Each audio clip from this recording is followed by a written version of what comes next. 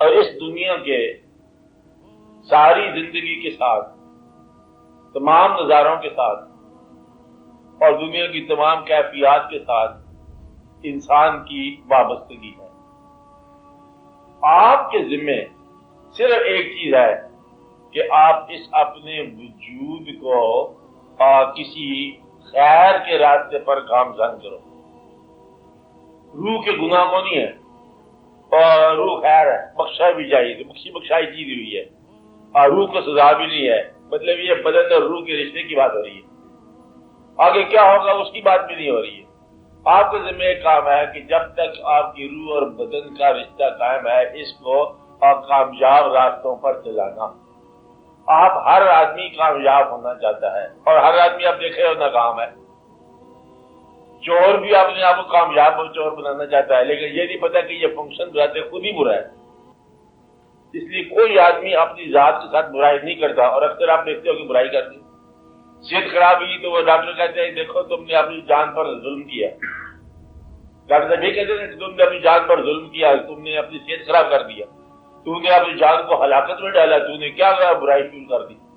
تو گویا کہ وہ جو ہلاکت میں ڈالنے والا ہے وہ نہیں جانتا کہ میں ہلاکت میں ڈال رہا ہوں، وہ اپنی طرف سے اپنے لیے بہتری کر رہا ہے۔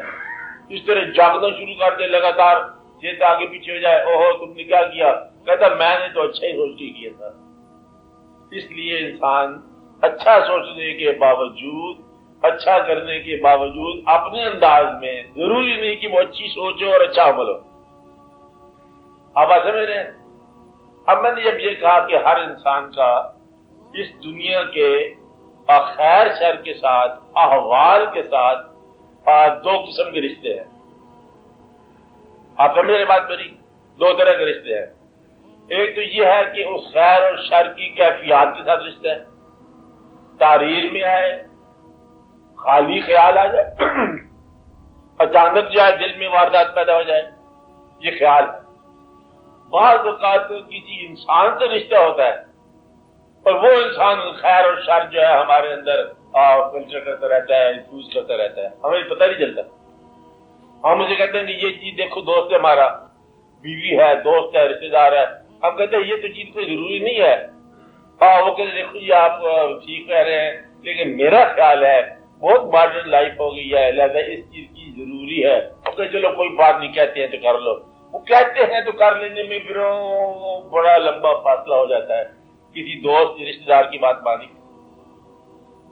سماج کی بات کو مانا۔ ہم دیکھو گے بچوں کے ہاں کیا برتھ ڈے منائی جا رہی ہے، جنم دن، پیدائش کا دن، یہ بڑی غیر کوئی مشکل والی بات نہیں ہے، یہ تو بڑی معمولی سی بات ہے جی، بچے کرتے رہتے ہیں۔ لیکن آپ کرنے میں پھر وہ گفٹس لو، گفٹس دو، واقعات لاؤ، اور ایک انگریز رسم کو یاد کرو، اور پتہ نہیں کہاں سے کہاں بات نکل جاتی ہے گھروں کے اندر، اور بچوں میں شاید مطلب خوشی کے مقامات عجیب و غریب ہو جاتے ہیں۔ شادیوں پر آپ دیکھو گے پہلے آہستہ آہستہ گانا، پھر رقص، پھر پتہ کیا کیا ہو جاتا ہے۔ بچے ہیں جی، بچے ہیں جی، کوئی بات نہیں ہے، شغل ہے، میلہ ہے، کرتے بات کہاں نکل جاتی ہے۔ ایسے ہے نا بات کہ خیر اور شر جو ہے نا سماج کے رشتے داری، یعنی کہ سماج کے رواج، کسی رشتے دار کے ساتھ رشتے داری، کسی دوست کے ساتھ واقعہ، وہ آپ کو ایسا ایسے گمراہ کرے گا جیسے رہنمائی کر رہا ہے، اور ایسی رہنمائی کرے گا جیسے گمراہی دے دی۔ بات سمجھ نا؟ تو سب سے خطرناک دوست جو ہے نا، اور رہنمائی کے انداز میں جب آپ کے پاس آیا اور آپ کو رہنمائی نے کیا، غلط راستے پر چلا گیا، ایک عادت ہی بری دے گیا، تو یہ بھی ہو سکتا ہے۔ احوال کے اندر، دوستوں کے اندر، رشتہ داری کے اندر اچانک ایسے واقعات ہو جاتے ہیں۔ بعض اوقات ایک ایسا واقعہ ہوتا ہے، انسان پیور نیکی کی تمنا میں نکلتا ہے، نیک لوگوں کی تمنا میں نکلتا ہے، اور پھر اس کو ایک آدمی نیک نہیں ملا، جس طرح میں چاہتا ہوں وہ نہیں ملا، ریجیکٹڈ۔ پھر دوسرے کے پاس گیا، یہ بھی نہیں، دیکھو اس میں یہ واقعہ تھا، ٹھیک نہیں ہے، ریجیکٹڈ، فیل۔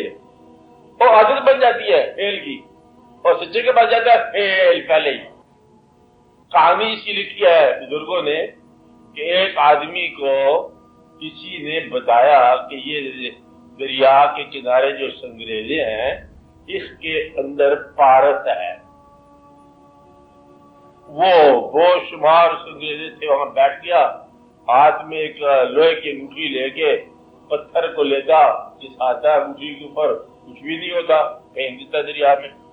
پھر وہ اٹھاتا پتھر کو، پھر رگڑتا، پھینک دیتا. حتیٰ کہ اس کی عادت ہوگی اٹھایا لگایا پھینکا، اٹھایا لگایا پھینکا، اور اتنے میں وہ جو ہے نا پارس اس کو بھی اٹھایا لگایا پھینکا. پھینکنے کے بعد پتہ چلا کہ وہ تو سونا ہو گیا. عادت سے بن گئی ہے. بات ہے یعنی کہ غلط کا انتخاب، صحیح کا نہ انتخاب، یہ بھی ہماری فطرت میں ہے. چیزیں بات سمجھ آ رہی ہے آپ کو؟ اب میں یہ بات آپ سے کر رہا تھا کہ انسان کا تعلق اپنی حواس خمسہ کے ذریعے بھی ہے.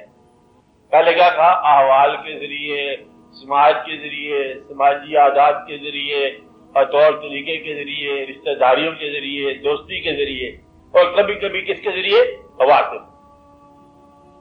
اب یہ حواس خمسہ جو ہے نا یہ بڑا ہی پہچان، نفس کی پہچان میں بڑا اہم مقام ہے ان کا.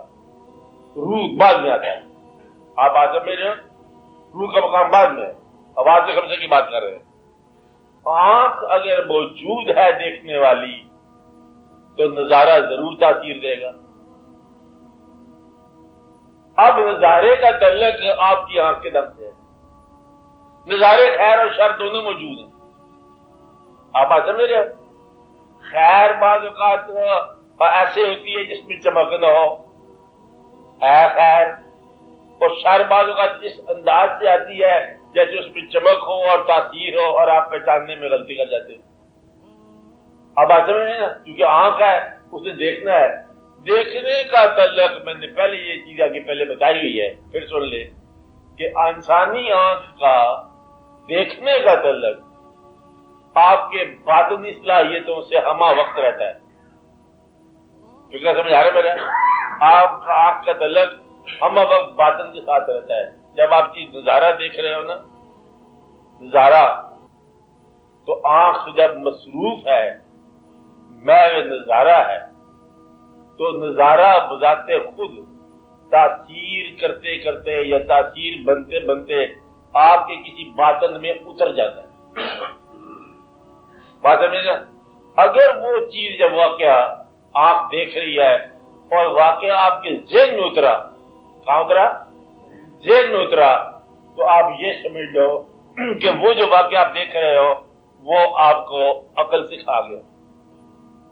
اور پھر اللہ تعالیٰ کا ارشاد ہے کہ فانظروا کیف کان عاقبۃ المکذبین.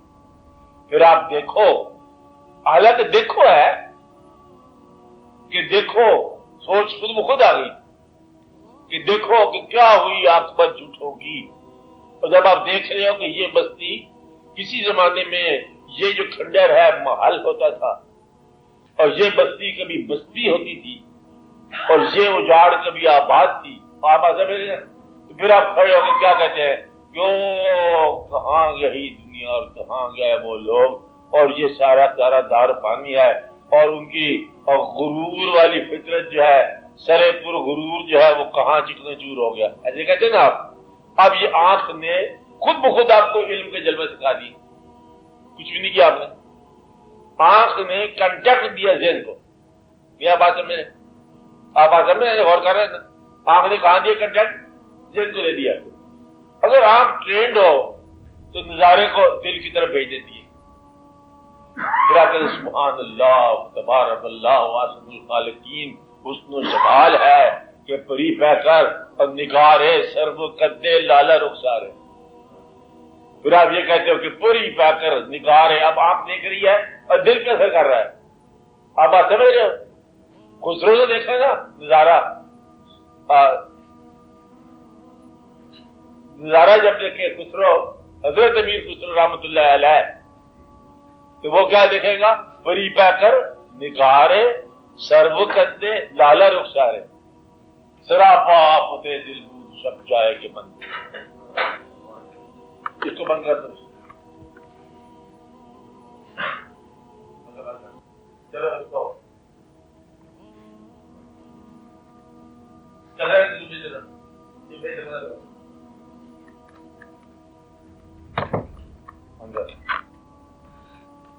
آپ میری بات سمجھے نہیں؟ اب آنکھ نے اس کو جلوہ حقیقت دکھا دیا حضرت امیر خسرو کو. ایان ممکن ہے کہ اس نے محفل شاعری دیکھی ہو. نہیں بات سمجھے؟ مقصد یہ ہے کہ وہ خدا خود میر مجلس بود ایز خدا تو نہیں دیکھا اس کو. نہیں بات سمجھے کہ اللہ بیٹھا ہوگا میر مجلس اور آگے شمع محفل کوئی مشاہدہ تو نہیں ہو رہا نا. اب اس کو وہی جلوہ آیا نظر آیا اپنی شاعر کی محفل میں. پری پیکر نگارے سرب قدے لالا رخسارے سراپا آفت دلبود شب جائے کے بندودم. اور مطلب کہ یہ خدا خود میر مجلس بود اندر لامکاں خسرو محمد شمع محفل بود شب جائے کے بندودم. اب یہ نقشہ اس کو زمین پر نظر آیا آسمانی نقشہ. اب آنکھ جو سعید آنکھ تھی نا اس نے سعادت دکھا دی. آنکھ نے جلوے کو کہاں بھیجا؟ دل کی طرف بھیجا کہ ہم کیا دیکھ رہے ہیں، یہ دیکھ رہے ہیں اور وہ دیکھ رہے ہیں. یہ انسان کی آنکھ جو ہے اگر جلوے کو بھیجے دل کی طرف اسے پھر دل بری نظر آتی ہے. آپ یہ بات سمجھائی؟ اچھا، دل بری سے مراد حسن نظر آتا ہے اس کائنات میں کہ آنکھ جب نظارہ آپ پر کنوے کرتی ہے دل کی طرف تو دل کے اندر اس نظارے کا حسن جو ہے آپ کو فطرت کے حسن کے ساتھ ہم کنار یا ہم تعلق کر دیں. ایک نظام آ گیا نا، آپ کا رابطہ فطرت کے ساتھ حقیقت کے ساتھ کسی ایک منظر کے ذریعے بھی ہو سکتا ہے پوری فطرت کے ساتھ. اس لیے اللہ تعالیٰ نے بے شمار مناظر پیدا فرمائے ہیں. اب یہ خالی نہیں ہے کہ یہ پھول ہے، یہ خوشبو ہے، یہ بادل ہے، یہ چاند ہے، خالی آپ کو دیکھتے رہو نا. یہ سارے دروازے ہیں فطرت میں داخل ہونے کے.